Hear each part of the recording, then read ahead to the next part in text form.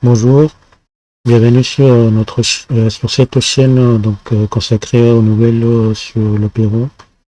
Alors, comme je le disais dans la dernière vidéo, je parlais des irrégularités qu'il y a eu pendant les élections présidentielles au Pérou, donc au dimanche 12 avril. Donc au cours de la semaine, on a trouvé d'autres irrégularités. Alors, ce qui s'est passé dernièrement, c'est que un groupe d'informaticiens a réussi à voir les données de l'OMPE. Donc, comme je le disais la dernière fois, l'OMPE, c'est l'instance, l'entité de l'État qui s'occupe de la logistique et des comptes et les votes. Donc, c'est l'organisation nationale des processus électoraux. Et donc, en fait, ce groupe d'informaticiens a trouvé des anomalies statistiques dans la manière de compter les votes. Donc, d'ailleurs, en fait, cela dit, c'est le fait qu'il s'est trouvé ça, c'était aussi anormal parce que normalement ces données devaient être protégées, donc on ne sait pas trop comment ils ont pu voir ces données plus précises. Et donc voilà. Et donc ces données après, ils ont été analysées par un analyste de données qui s'appelle Felipe Olechea.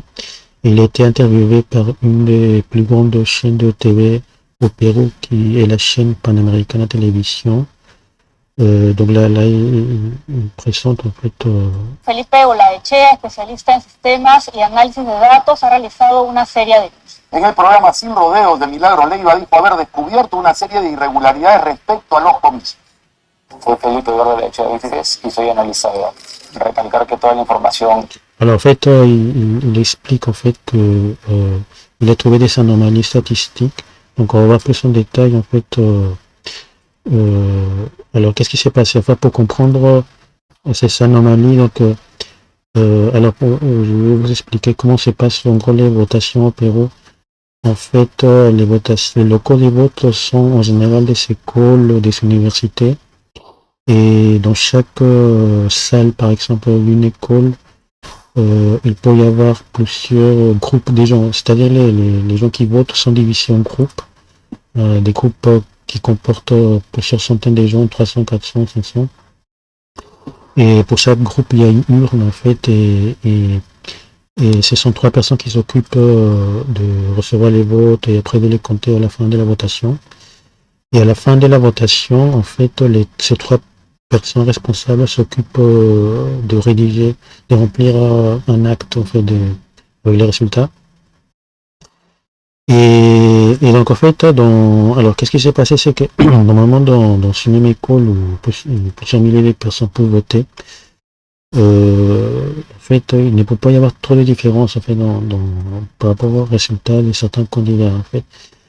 Par exemple, si dans un groupe, un candidat, par exemple, 10%, dans les autres groupes, le même candidat va avoir, à la fin, 9, 11%, voilà, donc, c'est ça qui est normalement statistique, voilà, ça va varier, par exemple, si c'est 10, bah, il doit avoir entre 9 et 11%, par exemple.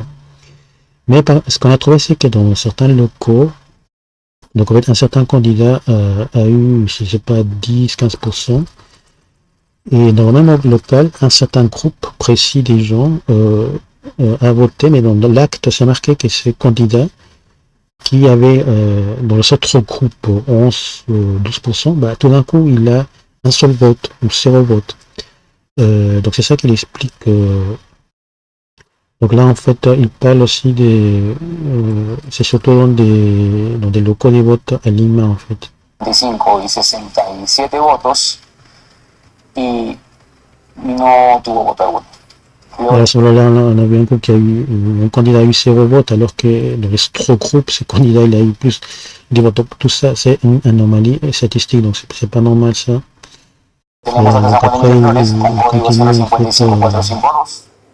voilà, il continue son analyse en fait, personne les données. Et donc après voilà, tout ça c'est anormal et enfin donc ça s'ajoute encore aux autres irrégularités qui ont été trouvées au cours de la semaine passée et encore cette semaine. Donc voilà, je vais continuer à vous donner d'autres informations. Donc merci de m'avoir écouté, à une prochaine.